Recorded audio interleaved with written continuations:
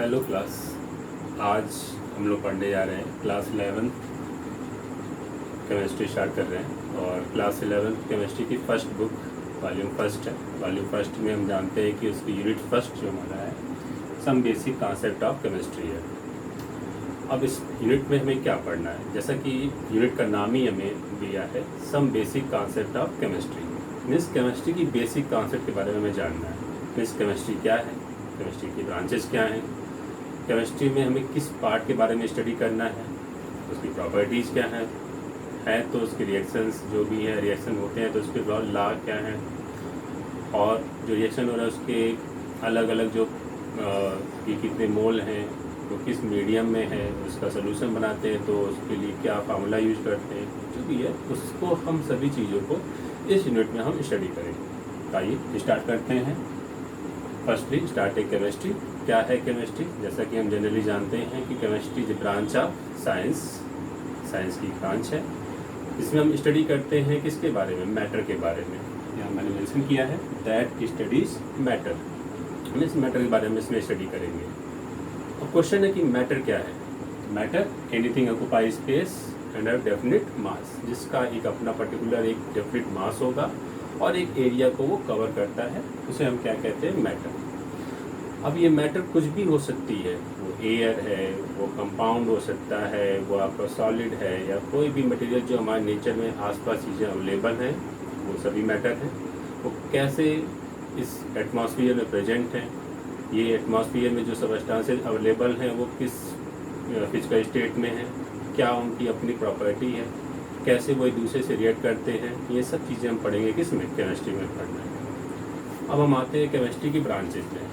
तो केमिस्ट्री की कई सारी ब्रांचेज हैं, उसमें हम लोग जो पढ़ना हमें जो मेन हमारी ब्रांचेज हैं वो 3 ब्रांचेज हैं, physical chemistry, organic chemistry and inorganic chemistry. ये 3 ब्रांचेज हैं।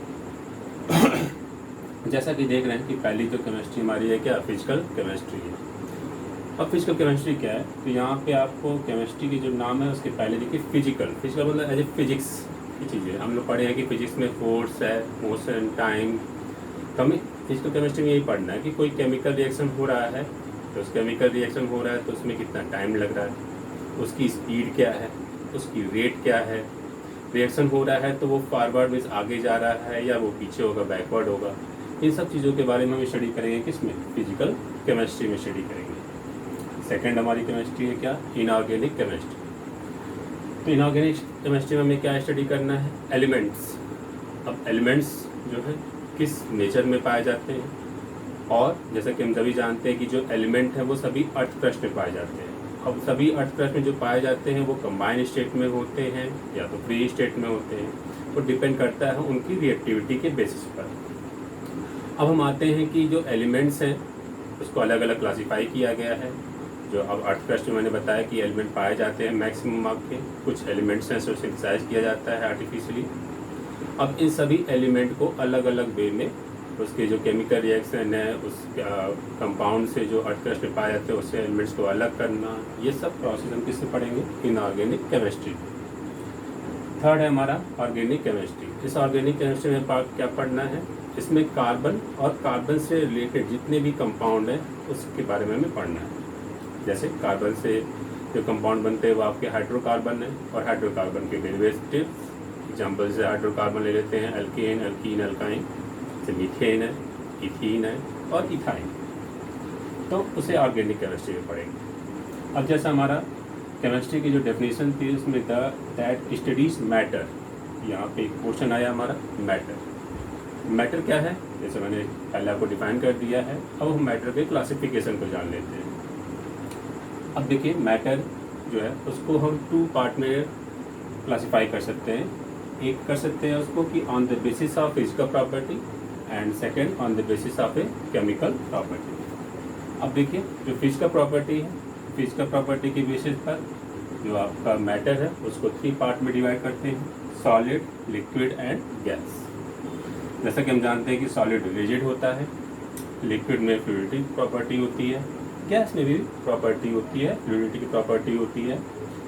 और चूँकि गैस है उसके पार्टिकल के बीच में स्पेस आपका ज़्यादा होता है तो कंप्रेसिबल होगा, मतलब इसका प्रेशर हम अप्लाई कर सकते हैं। सॉलिड लिक्विड में प्रेशर अप्लाई आप उतना नहीं कर सकते क्योंकि इसके पार्टिकल काफ़ी क्लोजर होते हैं। तो सॉलिड के पार्टिकल ज़्यादा क्लोजर होते हैं, लिक्विड थोड़ा सा गैप होता है, गैस में और ज़्यादा गैप होता है। सॉलिड के पार्टिकल के जो बीच में फोर्स अवेलेबल होती है वो सबसे ज़्यादा होती है, लिक्विड थोड़ा से कम होती है, गैस में फोर्स नेग्लिजिबल होती है। अब आते हैं इसके इंटरचेंज के बारे में। जैसे सॉलिड है तो सॉलिड को जब हम हीट करते हैं तो किस में कन्वर्ट होगा आपका, लिक्विड में। तो solid is convert into a liquid on heating, then the process is called a melting, and liquid is convert into a gas on heating, then the process is called a boiling और vaporisation. Gas is convert into a liquid, gas is convert into liquid on cooling, मैंने यहाँ mention किया है C से, on cooling, then the process is called a condensation, and a liquid is converted into a solid on cooling, then the process is called a freezing, and a solid is directly converted into a gas or a gas is converted into a directly solid, then the process is called a sublimation. अब हम आते हैं chemical properties पर। Chemical properties के according matter को हम दो part में डिवाइड करते हैं। First is pure substance and second is impure substance. हम इम्प्योर सबस्टांस को मिक्सचर भी कह सकते हैं। अब क्या होता है प्योर सबस्टांस? कोई भी चीज़ जो मैटर हमारा है किसी वन काइंड से बना हो या वन काइंड का पार्टिकल हो या जो भी सबस्टांस होगा उसमें जो एलिमेंट इन्वॉल्व होंगे या जो भी पार्टिकल उसमें इन्वॉल्व होंगे उसका जो प्रोपोर्शन होगा वो डेफिनेट प्रोपोर्शन होना चाहिए। तो प्योर सबस्टांस क्या होगा कि वो वन काइंड ऑफ पार्टिकल होना चाहिए, एक डेफिनेट प्रोपोर्शन होना चाहिए। इनडेफिनिट में इसका, इम्प्योर में इसका इन्वर्स कर दीजिए, उसमें इनडेफिनिट प्रोपोर्शन होगा, मीन्स किसी भी पार्टिकल का जो प्रोपोर्शन होगा वो डेफिनेट नहीं होगा। अब आते हैं प्योर सबस्टांस। तो प्योर सबस्टांस को क्लासीफाई करते हैं टू पार्ट्स में। First is element and second is compound. जैसे कि हम जानते हैं कि मॉडर्न पीरियोडिक टेबल या नेचर में टोटल जो हमारे पास एलिमेंट है मैन मेड एंड सिंथेसाइज्ड या हमारे पास जो नेचर में प्रेजेंट है सब मिलाकर के 118 एलिमेंट है। उस 118 एलिमेंट को 3 पार्ट में डिवाइड किया गया है, metal, non metal and metalloid. Metal में एग्जाम्पल ले लेते हैं हम लोग आयरन, एल्यूमिनियम। नॉन मेटल आपका कार्बन, सिलिकॉन और कार्बन ले सकते हैं, नाइट्रोजन है, ऑक्सीजन है, और मेटलाइड में आप सिलिकॉन, जर्मेनियम ले लीजिए, गैलियम ले लीजिए, ये सब आपका क्या होगा, मेटलाइड। आते हैं नेक्स्ट टॉपिक, जो सेकंड क्लासिफिकेशन उसका है प्योर सबस्टांस का, क्या है, कंपाउंड। तो कंपाउंड 2 टाइप्स के होंगे, first is inorganic and second is organic. Inorganic जो आपका अर्थ क्रस्ट में पाया जाता है मैक्सिमम एक्सेप्ट कार्बन के, और ऑर्गेनिक जो सभी जो कंपाउंड बने होंगे किसके, कार्बन के बने होंगे, उसे हम क्या कहेंगे, ऑर्गेनिक कंपाउंड कहेंगे। अब आते हैं इम्प्योर सबस्टांस पर। तो जैसे मैंने कहा पहले डिफाइन किया आपको कि इम्प्योर सबस्टांस में क्या होगा, more than one kind of particle से मिलकर बना होगा और जो प्रोपोर्शन होगा वो इनडेफिनिट प्रोपोर्शन होगा। इसे हम मिक्सचर भी कह सकते हैं क्योंकि वो अलग अलग पार्टिकल से मिलकर बना है। अब इस मिक्सचर को 2 पार्ट में क्लासीफाई करते हैं, first is homogeneous and second is heterogeneous. Homogeneous means 2 और different type of a substance mix together टू क्या हो, वो कम्प्लीटली सॉल्युबल हो जाता है, तो उसे हम क्या कहेंगे, होमोजीनियस।